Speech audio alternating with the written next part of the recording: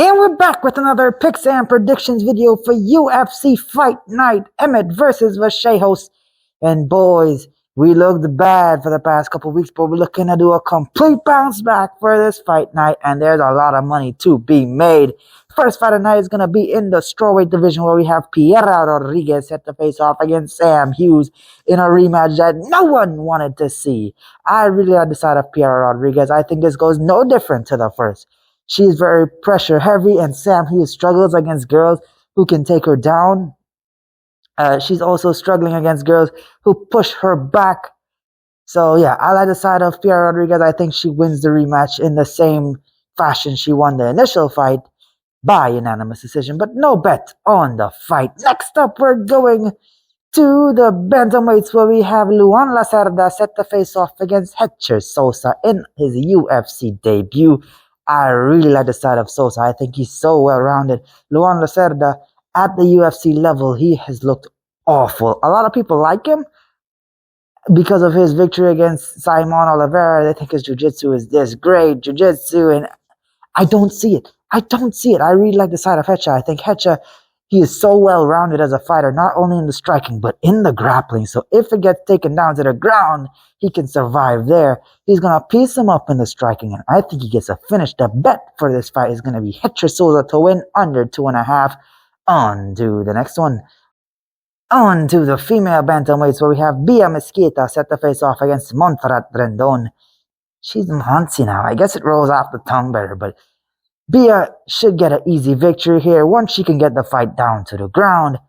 In her last fight, she looked really good taking the fight down and landing some really serious ground and pound. I think the referee may have had money on Bia winning by sub, because that was brutal to watch.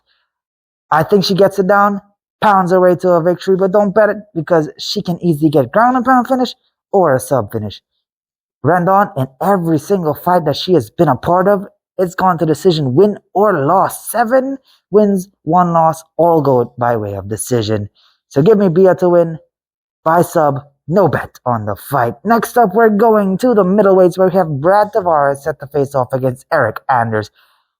I don't like either of these guys. I think both of them are not UFC level, at least anymore. Brad Tavares, he has really good takedown defense, but low volume. Eryk Anders, he's not good in any way, shape, or form, in my opinion. I like the side of Brad Tavares here. I think he stops any takedowns that Eryk Anders puts his way and gets the better of him in the striking. I think Brad Tavares wins by decision, because Eryk Anders has proven to be durable for his entire career. On to the lightweights, where we have Bolaji set to face off against Manoel Sousa. I really like the side of Manoel Sousa here. Bolaji, he's not looked great at the UFC level. Manoel Sousa in his debut, but I've seen how he fights at other promotions, and man, is he a truck. He has actually managed to finish Mauricio Rufy by KO, and his only loss coming to an undefeated fighter in PFL. Manoel Sousa, he should be able to outstrike Bolaji, land some power punches, and if he gets hit, he should be able to survive, because he's proven to be very durable. Bolaji can get tired as the fight progresses, and Manoel doesn't stop the pressure. I think he wins by KO inside the distance. The bet is going to be Manoel Sousa to win under 2.5. Now on to the bantamweights, where we have Elijah Smith set to face off against Su Young Yu, and this one is really simple for me. I think Elijah Smith manages to dominate this fight in the striking, and he can even control it in the grappling. Su Young Yu, he wants to get this fight down to the ground, but Elijah Smith, he should have high enough fight IQ to avoid any dangerous positions. Give me Elijah Smith to win over 1.5 as the bet. I think he wins by unanimous decision. Now on to the heavyweights, where we have Vitor Petrino set to face off against Steven Asplund. I don't like Vitor Petrino. I really don't. I think he made some boneheaded decisions in the UFC. I think he's gotten here based solely off of athleticism, but he's a damn good athlete. Steven Asplund, I really like his personality. I really like his fight style. He may be a big guy, but he has a lot of cardio, a lot of willpower, and Vitor, he's going to want to get the fight down to the ground, and even if it stays standing, he's dangerous there because he has power in those hands. Steven, he's got to avoid any power shots. He has to avoid any takedowns. If it was based on fight IQ alone, Steven should get the job done easily.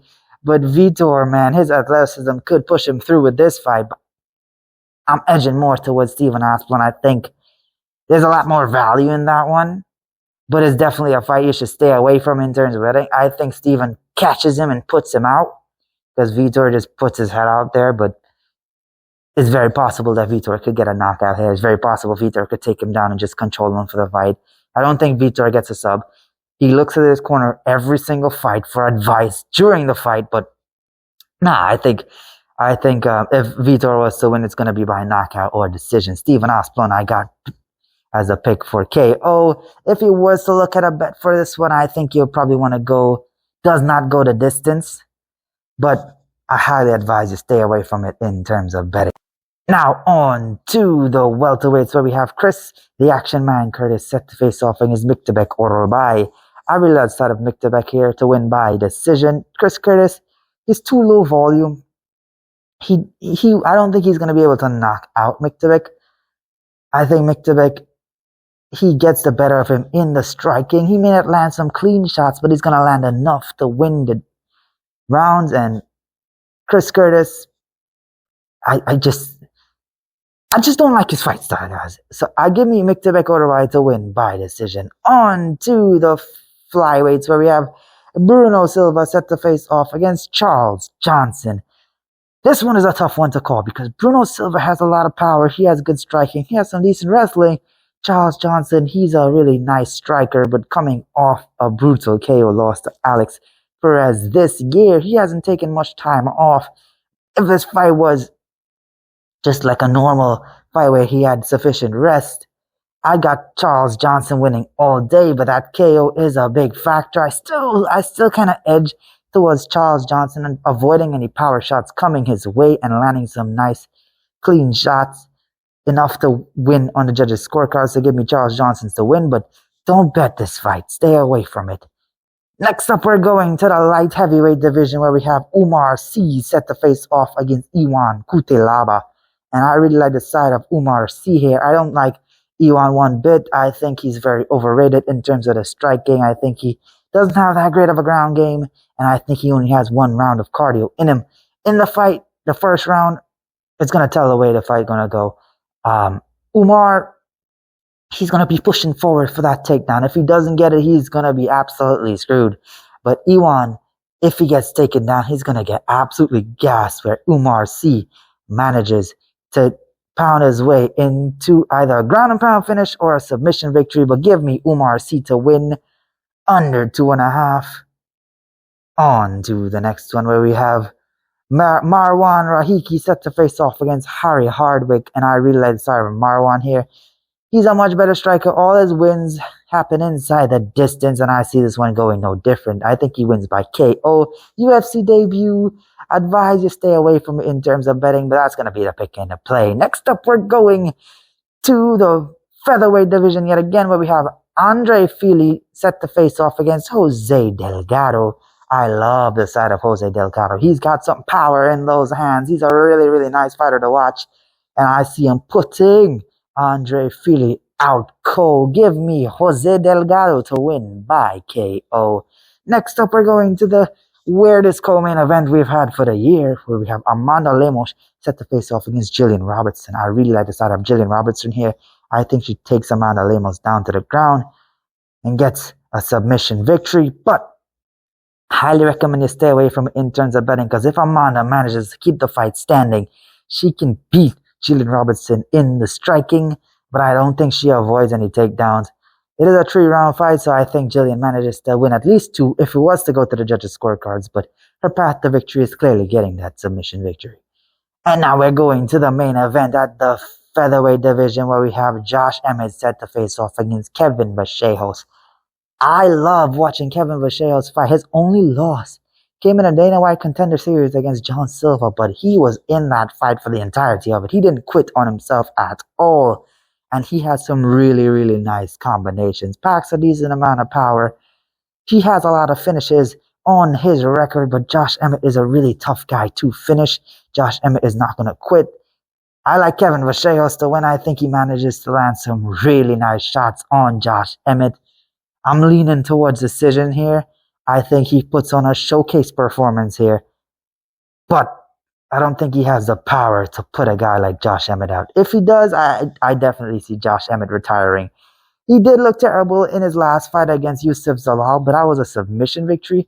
Kevin Vallejos is mainly striking heavy, so he's going to land some really, really good shots. He's going to avoid any overhands that's coming back.